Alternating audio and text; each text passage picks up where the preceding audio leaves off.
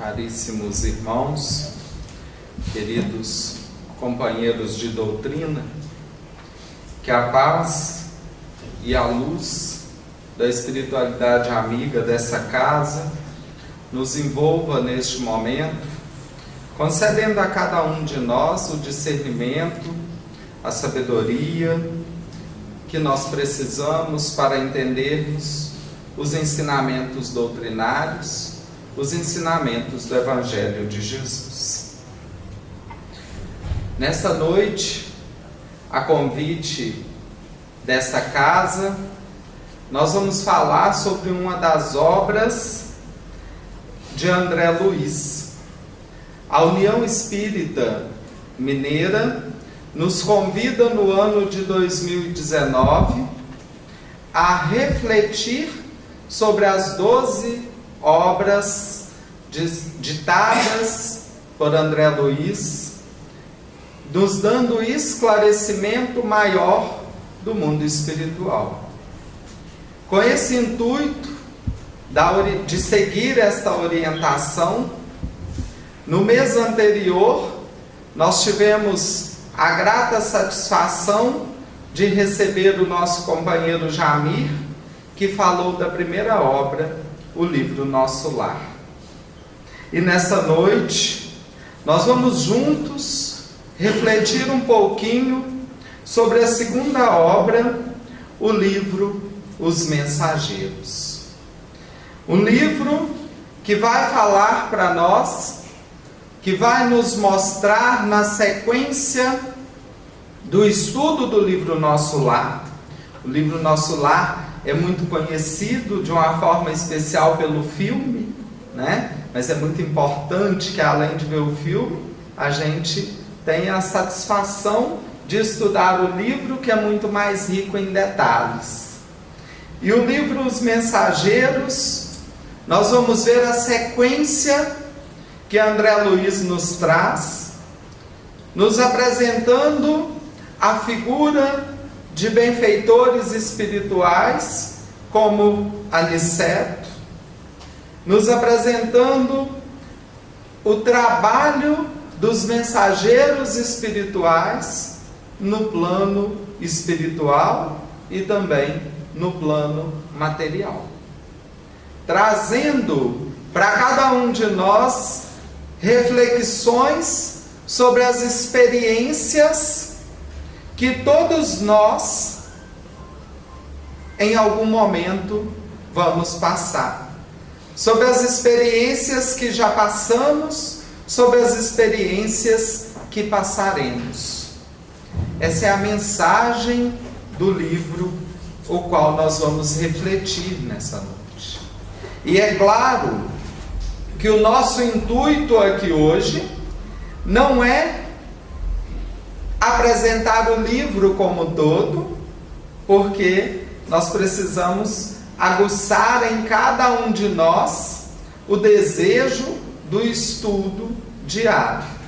Então, é como se fosse um convite para que nós pudéssemos, após essa reflexão da noite, retomar as obras de André Luiz, de preferência na sequência, e chegarmos até o esclarecimento, mais uma vez, que esse Espírito de luz nos traz sobre o plano espiritual, sobre as mensagens que vamos receber. E ainda no prefácio, na abertura do livro, o Espírito Emmanuel nos ensina um pouco sobre como estudar essas obras, sobre como nos debruçar sobre os livros doutrinários. E Emmanuel nos fala: se procuras, amigo, a luz espiritual, recorda que as mensagens edificantes do além não se destinam apenas à expressão emocional, mas, acima de tudo, para que faças inventário de tuas próprias realizações. Para que nós tenhamos a consciência de que o estudo que estamos trazendo nessa noite é muito pessoal, é muito individual e é muito para cada um de nós. Quando estamos aqui à frente refletindo, estamos refletindo sobre as nossas próprias dificuldades, sobre as nossas próprias experiências, sobre as dificuldades que temos ainda hoje de colocarmos em prática o Evangelho de Jesus. E é nesse convite que a casa nos faz, que o Grupo Espírita Dias da Cruz nos chama nessa noite a refletir sobre a importância do culto do Evangelho no lar. Nesse livro, Os Mensageiros, ao longo de 3 capítulos, capítulo 34, capítulo 35 e capítulo 36, nós vamos ver a importância, a evidência, a clareza da necessidade do culto do Evangelho no lar. O Espírito André Luiz nos apresenta o quanto nós temos que praticar a oração em família. O quanto nós precisamos proteger as nossas casas, preocupando assim com aquilo que nós temos de mais importante, que é a nossa vida espiritual. Atrelada àqueles espíritos que vieram passar por reajustes, que vieram passar por momentos de felicidade, mas também por momentos de dificuldade ao nosso lado, que são os nossos familiares. E então, no capítulo 34, nós vamos resumir, obviamente, esses 3 capítulos, de forma que a gente apanhe alguns pontos de reflexão, mas mais uma vez fica o convite para a leitura posterior. No capítulo 34, intitulado A Oficina do Nosso Lar, nós vamos ver André Luiz e Vicente, acompanhados de Aniceto, chegando a uma determinada região, que ele descreve pela simplicidade em uma de suas visitas ao plano material, que ele apresenta como uma casa simples, uma casa de estrutura não muito grande, localizada em uma região também simples, cercada por um belo jardim. E ele, já no início do capítulo 34, começa a falar sobre a beleza na qual esse simples e humilde lar se apresenta aos seus olhos. Ele chama a atenção porque ele chega ao plano material com uma visão um pouco mais ampliada, após os processos que esse espírito passou, que já nos foi narrado em nosso lar. Ele chega agora com uma visão um pouco mais ampliada e ele narra que, ao olhar aquela residência, ele vê nas janelas muitos espíritos luminosos e que ele vê naquele jardim simples muitos espíritos de luz, benfeitores espirituais. Então ele já nos apresenta que aquela era uma casa de trabalho, que é narrada pelo próprio Espírito como uma tenda de amor. Ele dá esse título àquele lar que eles vão visitar. uma tenda de amor. E então, se aproximando da porta daquela casa, são recebidos os visitantes espirituais, são recebidos por um espírito, trazendo grande luminosidade, que os é apresentado pelo nome de Isidoro, que teoricamente seria o dono da casa. E André Luiz se espanta ao ver que para entrar naquela casa foi necessário que Isidoro abrisse a porta do lar para eles passarem. E seu espanto é considerável, porque em visitas anteriores, como a visita ao próprio lar, narrada no livro Nosso Lar, as portas físicas não eram barreiras para aquele espírito. E então, ele é alertado de que aquele templo de amor tinha um sistema especial de segurança, que era a sua própria vibração.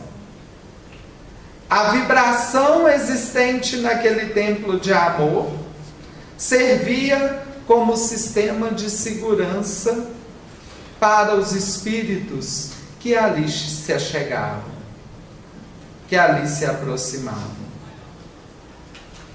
Aberta a porta por Isidoro, os visitantes espirituais entram na casa e percebem que, além dos inúmeros benfeitores espirituais ali presentes, se encontram também uma jovem de aproximadamente 16 anos, um jovem rapaz de aproximadamente 12 anos, 3 crianças de idade entre 9 e 5 anos.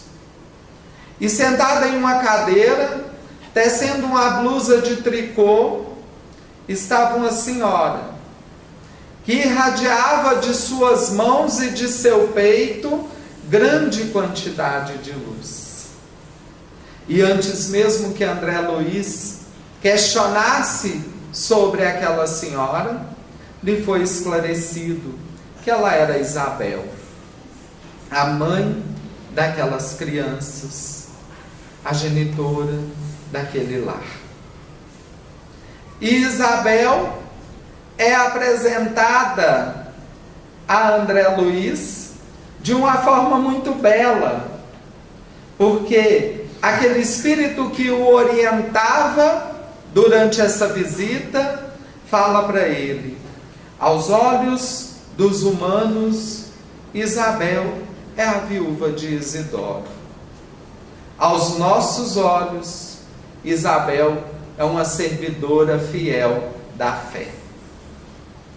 E então, já nos cabe, diante dessa apresentação daquela que é intitulada como a oficina do nosso lar, ou como o templo de amor, refletir sobre alguns pontos nessa noite.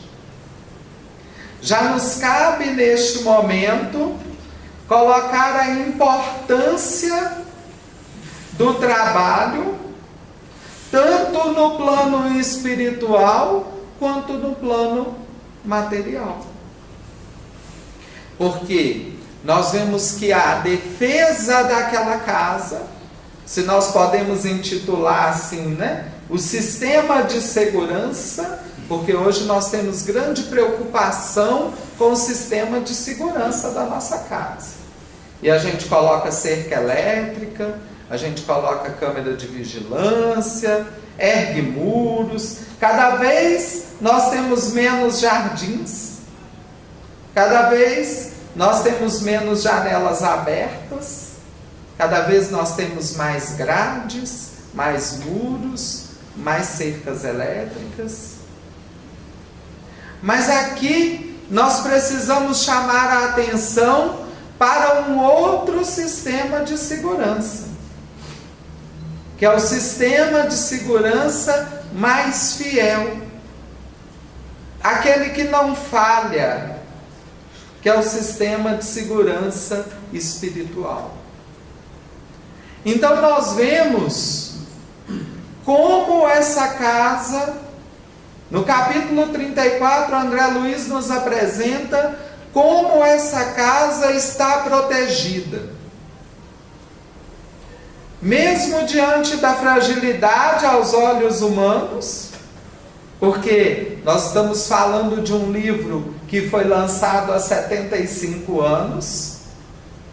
Então, se hoje, muitas vezes, em diversas regiões e ocasiões, a viúva é tida como algo frágil, uma pessoa frágil, imagina isso há 75 anos atrás. Imagina uma viúva com 5 filhos, sendo a mais velha com 16 anos. Desses 5 filhos, 4 meninas, que há 75 anos atrás gerava ainda mais fragilidade àquela família. Mas aquela casa estava protegida. Porque naquela casa havia uma mãe que, muito além de viúva, os benfeitores espirituais nos falam, aos olhos dos homens, ela é apenas a viúva de Isidoro. Mas aos olhos da espiritualidade, ela é uma grande trabalhadora fiel da fé, do Evangelho de Jesus. E aquela luz que emanava de suas mãos e de seu peito eram parte integrantes do sistema de segurança daquela casa, da vibração protetora daquela casa. E nós vamos entender um pouco melhor a importância dessa mãe, a importância da presença desses benfeitores espirituais nesse lar, quando nós adentramos no capítulo 35, intitulado O Culto Doméstico. Nesse capítulo, André Luiz nos narra em detalhes a cena da celebração do culto no lar, nos ensinando, inclusive, como conduzir o culto no lar em nossas casas. Nos alerta para a importância dessa prática, nos chama a atenção para a necessidade da prática e nos dá um roteiro de como protegê-la, de como executar. Então André Luiz narra que, nas primeiras horas da noite, Dona Isabel abandonou as agulhas de tricô e convidou os seus filhos ao culto doméstico, já chamando a atenção para a importância da figura do pai e da mãe. Porque muitas vezes a gente ouve os pais falarem: ele não quer participar, então eu não vou insistir. Ele não quer ir à evangelização, ele não quer ir ao grupo espírita, então eu não vou insistir. E aqui nós vemos que esse convite da mãe soa de forma diferente aos seus filhos. André Luiz nos narra que quando a mãe convida para o culto do Evangelho no lar, as 4 filhas vão com uma profunda alegria. Se dirigem ao salão onde vai acontecer essa celebração com alegria perceptível ao plano espiritual, com a vibração positiva perceptível aos espíritos benfeitores. Mas ele nos narra que para o menino não era assim, que o convite da mãe para o menino não trazia a mesma alegria, a mesma substância luminosa, é o termo que ele usa. Mas que o menino vai. O menino vai não como quem se alegra, mas como filho obediente, como aquele que obedece às ordens de sua mãe. E então os benfeitores espirituais esclarecem aos visitantes daquela noite. As meninas são companheiras de nosso lar, reencarnadas para ajudar no progresso doméstico. O menino é um companheiro de regiões um pouco inferiores, que ainda precisa ser melhor evangelizado, ser melhor educado. Então nós vemos a cumplicidade das relações familiares. Nós vemos a necessidade das nossas famílias realizarem o culto do Evangelho, porque nós temos dentro de nossa casa diferentes condições. Nós temos dentro de nossas famílias todos necessitados, cada um em seu nível de necessidade, cada um em seu nível de trabalho. Então nós vemos aqui a importância do grupo familiar se reunir em benefício de coletivo, colocando o coletivo em destaque. Não é apenas para a evolução daquele espírito que veio de regiões inferiores, mas para o trabalho e processo evolutivo de todos os envolvidos naquela noite. E seguindo a narrativa daquele momento, o Espírito André Luiz nos conta que a mãe convida Nelly, a menina de 9 anos, a fazer a oração inicial do culto, pedindo o esclarecimento espiritual. E aquela criança de 9 anos, com todas as palavras singelas de criança, essa oração é narrada em detalhes no livro, nós não vamos ler neste momento, mas é importante que todos leiam depois. As palavras colocadas como uma criança de 9 anos, mas como um espírito de longa jornada. As palavras de sabedoria daquela criança que pedia orientação espiritual para o estudo que iniciava naquela noite. E aqui nós vamos abrir mais uma vez para o convite, para a reflexão. Apesar de todos estarem reunidos na sala, e da mãe ser a figura central daquela família, ela não centraliza nela as atividades do culto doméstico. Ela pede à pequena filha que inicie as atividades do culto, ensinando responsabilidade, ensinando humildade para os que são mais velhos, ensinando a cada um de nós a importância da oração, a importância do trabalho. Quantas vezes nós somos convidados nas nossas reuniões, na reunião de estudo do EJE, na reunião de estudo da mediunidade, ou na reunião de estudo do Livro dos Médiuns, na mocidade espírita, a fazer a prece de abertura ou de encerramento, ou a fazer a leitura, e a gente se nega porque acha que não está preparado. E nós vemos a humildade dessa criança de 9 anos, assumindo a responsabilidade de abrir aquela celebração familiar.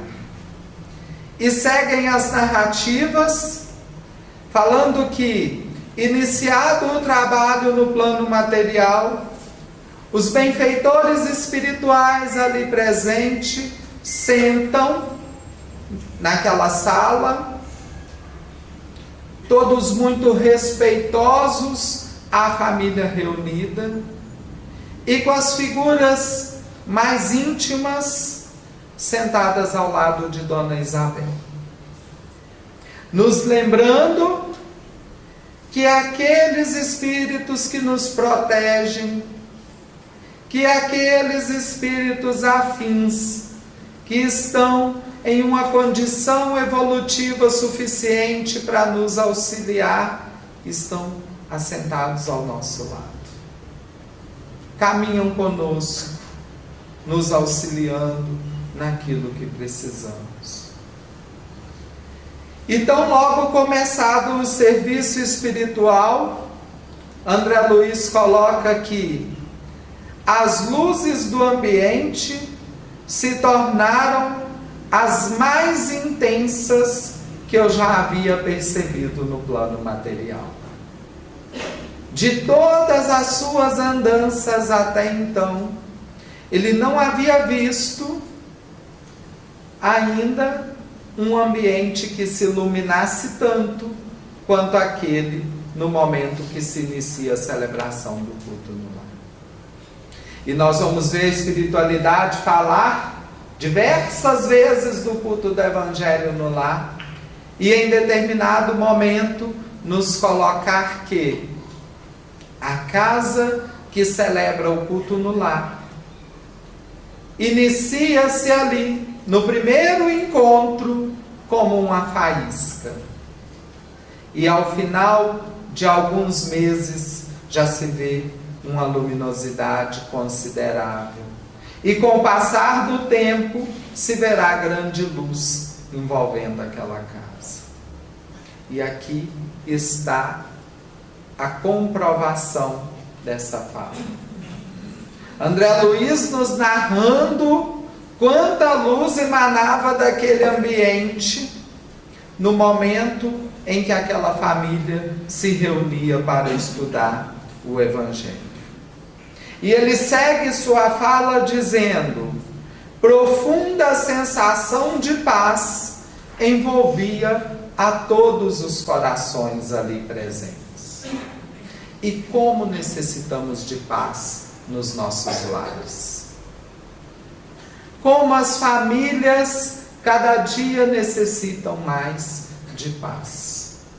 E muitas vezes a gente busca a paz em diversos caminhos e se esquece que ela está tão próxima de nós como nos apresenta a espiritualidade. A celebração, o estudo do Evangelho é o que trará a verdadeira paz para dentro dos lares. É o que fará com que cada um de nós consiga refletir sobre a paz nos lares.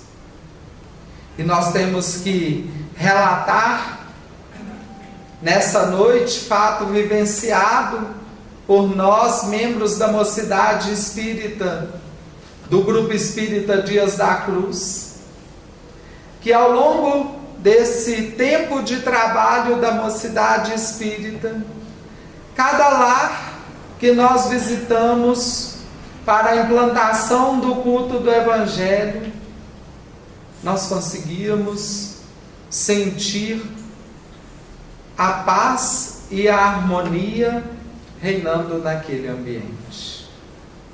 E quantos relatos posteriores daquelas famílias de como o Evangelho, rigorosamente estudado semanalmente, tem feito bem àquele ambiente. Então, nos atentarmos para essa necessidade. É um trabalho.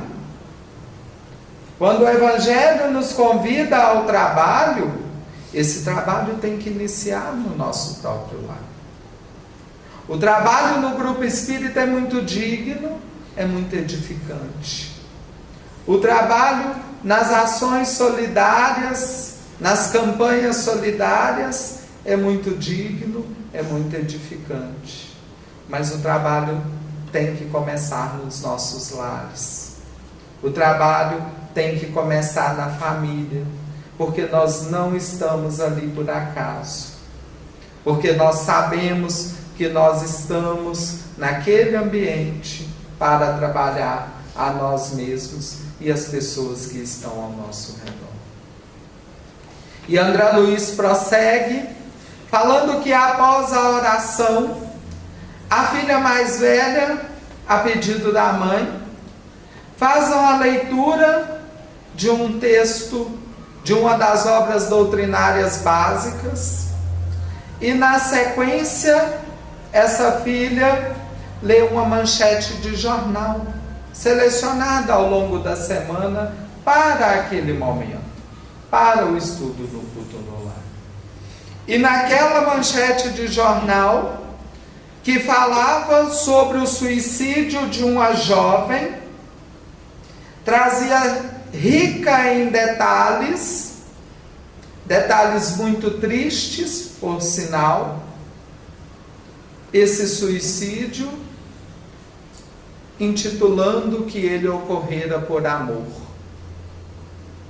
E então o texto daquela noite vai refletir exatamente sobre a diferença entre as paixões mundanas e o verdadeiro amor. O verdadeiro amor que mal nenhum causa e que, portanto, não poderia ser a causa daquele ato de suicídio. E na sequência, a mãe, Dona Isabel, pegando o Evangelho, o abre como que aleatoriamente, mas André Luiz narra que aquilo que poderia parecer aleatório aos olhos humanos, para ele era visto muito claramente que um benfeitor espiritual apontava a página que deveria ser aberta. E ela abre o Evangelho na passagem que vai falar da fé, comparando-a a um grão de mostarda. E então a mãe inicia a reflexão. Nesse momento de reflexão, nós vamos ver, é narrado no livro, que nós vamos ver o benfeitor espiritual, chamado Fábio, colocar a sua mão sobre a fronte dessa mãe e a ela dar as instruções, a ela transmitir a recomendação do plano espiritual do que deveria ser falado. É claro que cada um naquele ambiente, como acontece conosco nessa noite, tira para si o proveito e o aprendizado daquilo que lhe é mais necessário no momento. Mas nós sabemos, e nos relata o capítulo, que naquele momento que o benfeitor espiritual induzia as palavras à mente daquela mãe, via-se toda a espiritualidade, encarnada e desencarnada, em profunda comoção, recebendo e absorvendo aqueles ensinamentos que necessitavam naquela noite, trazendo para cada um a interpretação do texto narrado. E nos narra o livro que, quando terminado o ensinamento e a reflexão do Evangelho, a mãe convida a reflexão sobre as palavras em um momento de silêncio e profunda meditação. Passado este momento, ela coloca para os filhos a necessidade de colocar a fé, a perseverança no roteiro do estudo da noite.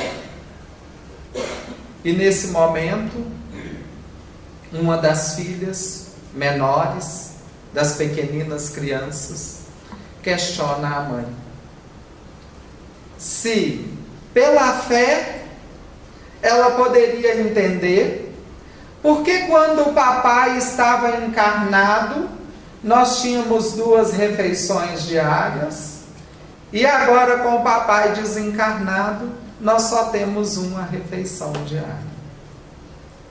E a mãe, com toda a sua sabedoria, orienta a filha.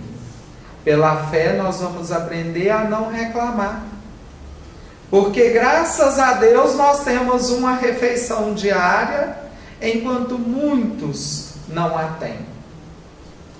Pela fé nós vamos agradecer por termos a oportunidade, por nos conceder a oportunidade de estar em um lar e de termos todos os dias a nossa refeição. E então a pequena criança narra à mãe e aos irmãos naquele momento que no domingo anterior, quando a vizinha chegou à casa trazendo um bolo para a família, ela viu ao lado da vizinha o papai, que ajudava a carregar aquele bolo, mostrando para cada um de nós a necessidade de mais uma vez refletirmos sobre o necessário e o supérfluo. O quanto nós necessitamos e o quanto nós ganhamos. Sabendo que num ambiente protegido e seguro como aquele, a espiritualidade não deixaria nada faltar. Providenciaria desde a proteção espiritual até um bolo para agradar as crianças, como nos é narrado no capítulo. Mas nesse momento de reflexão, o pequeno garoto de 12 anos questiona a mãe que aquele salão onde eles se reuniam para o trabalho do Evangelho, ao ver dele, deveria ser alugado, porque assim traria uma renda a mais para a família e eles não passariam tanta necessidade espiritual. E a mãe coloca para ele que não, porque aquele salão era dedicado às obras do Evangelho e que ele não poderia ser dispensado para outras finalidades. E o pequeno garoto insiste que era muito melhor o dinheiro do que as obras do Evangelho. E a mãe, então, o repreende como deve fazer e responde a ele que o assunto estava encerrado, porque ela não era mãe para criar ilusões perigosas naqueles filhos que Deus lhe confiou, alertando-nos para as ilusões perigosas de muitas vezes alugarmos o nosso tempo, o salão do nosso tempo, alugarmos o salão do nosso estudo, do nosso conhecimento, trocando-o pelo material, chamando a nossa atenção para aquilo que verdadeiramente fará diferença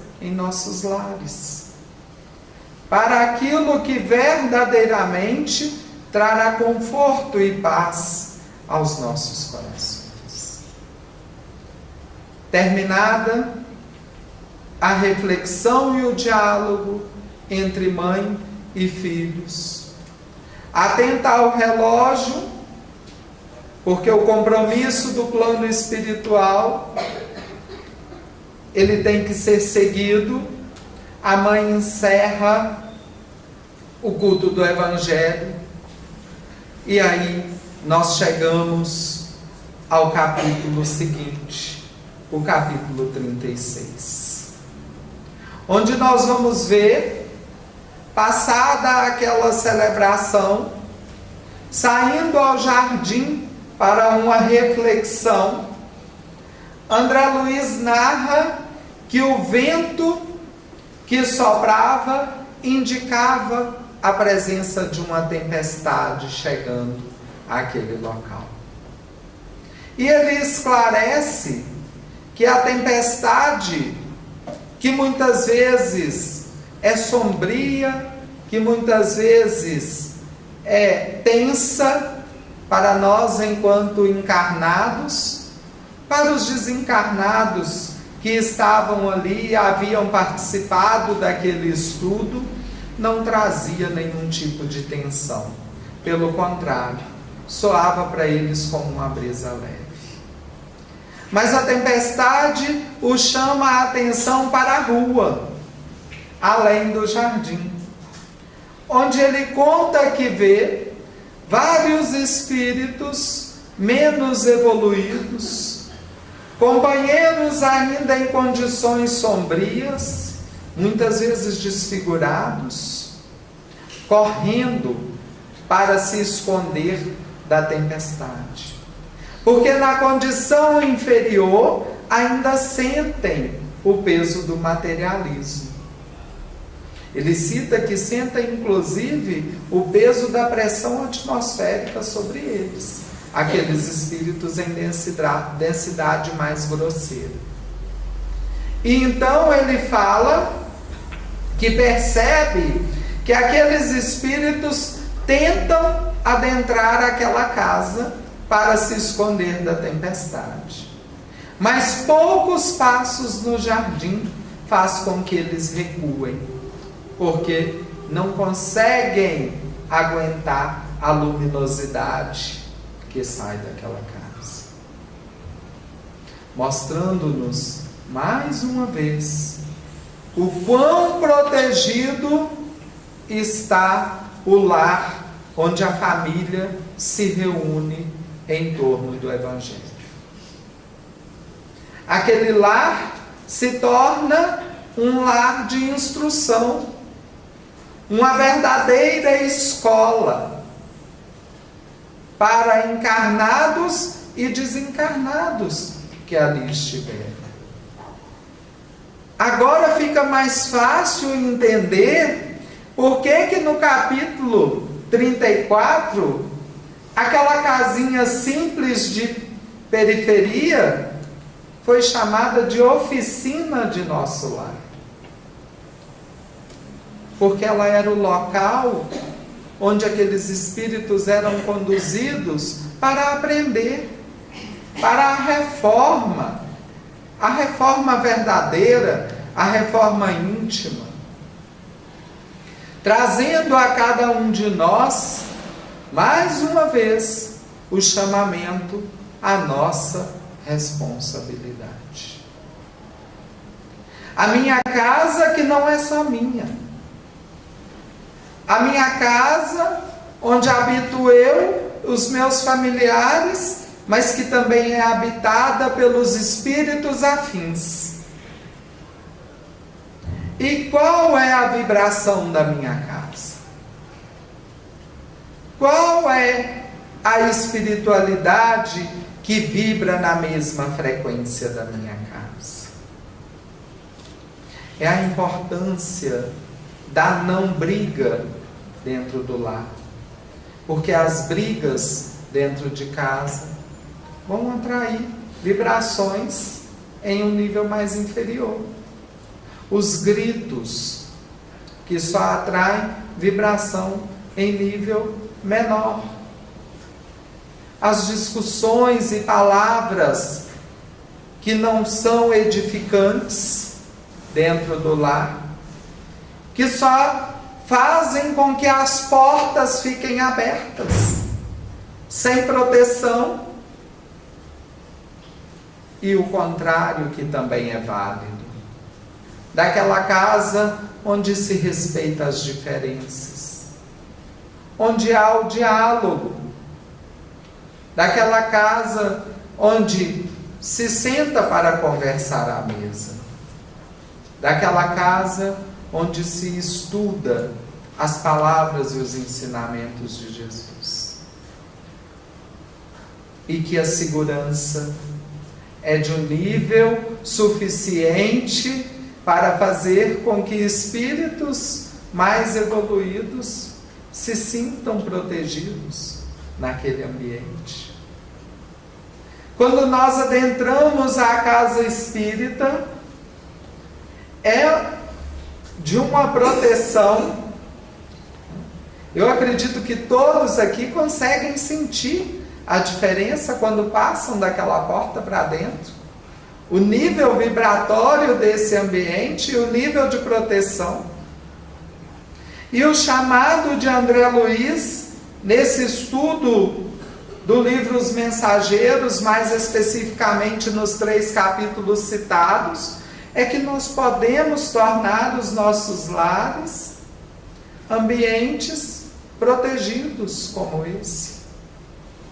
É que nós podemos fazer dos nossos lares ambientes de vibração mais elevada, auxiliando a cada um de nós. E reflexões sobre o culto no lar, como dissemos aqui, são diversas. Pelo convite recebido de refletir sobre as obras de André Luiz, nós estamos dizendo muito hoje sobre André Luiz. Mas quando nós pegamos as obras doutrinárias básicas, nós vamos ver esse convite se repetir por diversos espíritos. Emmanuel, por exemplo, nos fala